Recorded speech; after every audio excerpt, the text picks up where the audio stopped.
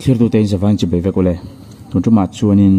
kum sang ni som ni pali chunga mizo mei cherap thak ber te kanen hodon ani chen khat chuanin social na ni chu ti khati poimo lo poin ti mai thaya thu tak khuk panin khuk pui wak lo mai the kan thave ka chu ti khati ti ponin ngai dan po alo ni mai thaya inti sol chung lo ve amara chu ti ngi karon soi chu lo chuanin mi poi soi la viu mai la dik na le that na hian ra be a hlo donin ka thet tlata chon soi chuak lo thei lo din hmuna ka in da ve top mai ni ino hlok pui ngai bai sein karon soi don ani apakhat na chuan jel ta polo tang to zola nui a hini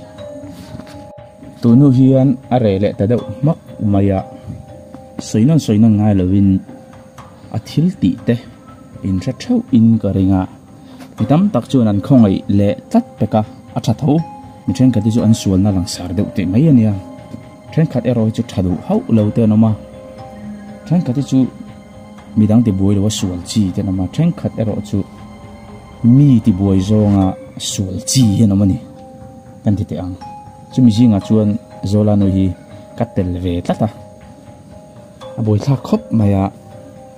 na a thlen lo ani society kan society mi pui mi mer na chu a thlen mi lo anun hi thlem chuanin en siangai ka mu sit na ni mi lovin a ka re azau ve ni nu le pa ka le ga la khu sa de chu chun he thil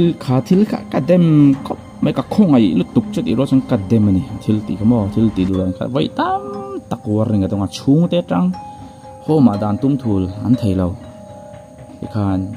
aswal lui ngat ngata ti lui ngat ngata jel atang ta kau ani kha kan la sa chau o me khang thil te kha mitam tak chuanin ngoi bo pui mai in thei mai the poi pon ti lo mai the ma se ka thalai pui te chuan nakina heting ang mei chi hen lo chu le pon krau iti hul to lawang u life aron life an en fak rakon maya kan lom zong le kan du zong te hi a ho lam dawani adot tu achuan jens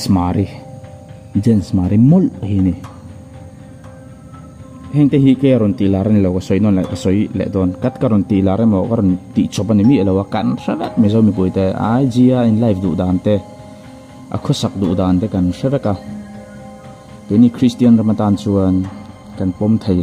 thei lo top thil aron ti thina ni an ti ang ni china ka soyang khan sual mi ta na thil sual ti sang tanga nom ka ti kha mi ta na na si lo nami alo ma se ril ru a thalo zonga kai hroi thei thil lo mani thi sen an chu alawa taksa anan thlen lem lo an ma ni thil ti hian ma se an thil ti hian tam takin ril ru influence anei thayani tuna kha nang chukum som pret poilo ting to thaya a ka du thuni ka du thlang thaya ka enani mai poilo ti mai thema se khati ti ta ka iti wang khanin mitam tak him lo khan ve thei tho ni lo di vi lo i thu ang khan lo ngai vi ma la no pang pe te tu de jing an oma kum som pret pol king lo mei chia te mi pano pang tak te arab thak khati mani nge ni kan tlei ro chau kum som pret kan tin ma ve kan ti ang mei chia te om ta se saru ka life ngam saru ka de tho life ngam hi om ta se mak ka ti vi wing garing ani ka thi dang thei mai thei ma se tu na chung kan ngai nei ti do to a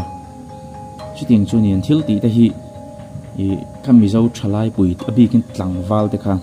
ka hau don lo cho ma se ka som don cho wa ko ro heting ang mei che kholo hi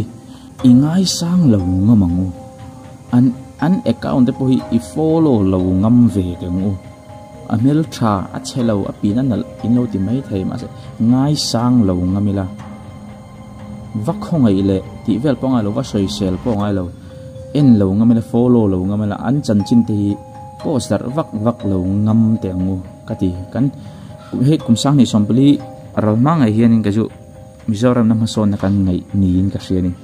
rap thak lo to ni ro mizo mit lang walte kan mizo nu la te kal kong kan siam tha thai mizo mi pa te kan pui mo chu ti ro chon mai chia ta poin poi mo ve tho ani heng mi ta thil ti zara hian na ki na influence chalo hu wang chalo na in heta enton tu aron ampal thei a chalo lu to kani chuanin adot tu a chuan hui ani hui kha poimo khop mai an theva ka khosak du dan te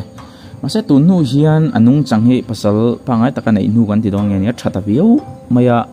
tunge kha zol nei edena mi in zui nu hian ting chu ni ya aum dan kha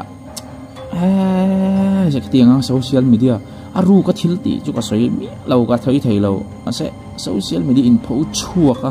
zak mi lo ka tianga khosa thei kha a thalo ka ti mai ni ko ru khang ahun la te khan dro kan ngai event per ang hian o ma kan soi lui ma ni kan ngai event lo thei lo ni kha tiang mishing ma zo ma se chen khat kha a soi jing a ro po angai sang lek zok at tan le a khongai ang zong khat anom ta thina ni engati ingrul ngan putang o ka te va soi chi a an chi na tur renga khatinga ngai tu tur chu kan ni mi alo ama ro chu kan ngai san lo nga mangai ni kan soi chiat nga mangai ni nom dan kha kan do nga mangai ni nikin lezel kan miso society future tan chu poimo dona alas na chuan in somi ani don ni somi kan thread dan chuan only fans in the model ania athalak asaruak mangin sumadong niber ome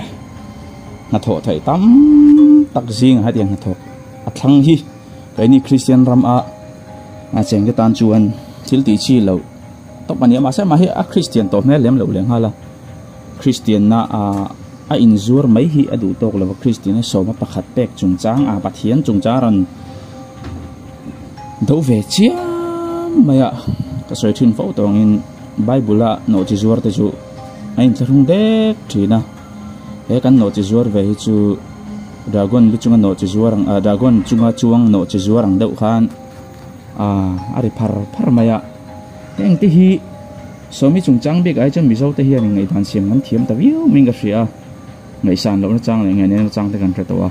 tiang che hian kan soi tiang tu ma hi va honga tin i ainin siam that thei lo hial na tur khopa va soi sel chu thami lo ma se ngai sang lo ngamila oleng poni se clear tu te khami pathum te kha kumina mai chara thak mizo ji nga chuanin ka hriat thei china chuan mi tam tak po mai chara thak do don amang kan do nga manga ni mi tam tak chuan min social lon ti ya ria ma se chu mi social na te chu dong song turin kain pai ni sin chini soi che pai po min te mai thei ma sa kain pai chu mi social na dong tur chuan kan do nga manga ya ke kan pe na ngai ni ti hi ka soi mol du ni oleng po ni se tun tum tan chung kan du to ri phodanga mang thari vek phodule in hule thau kan dum don nia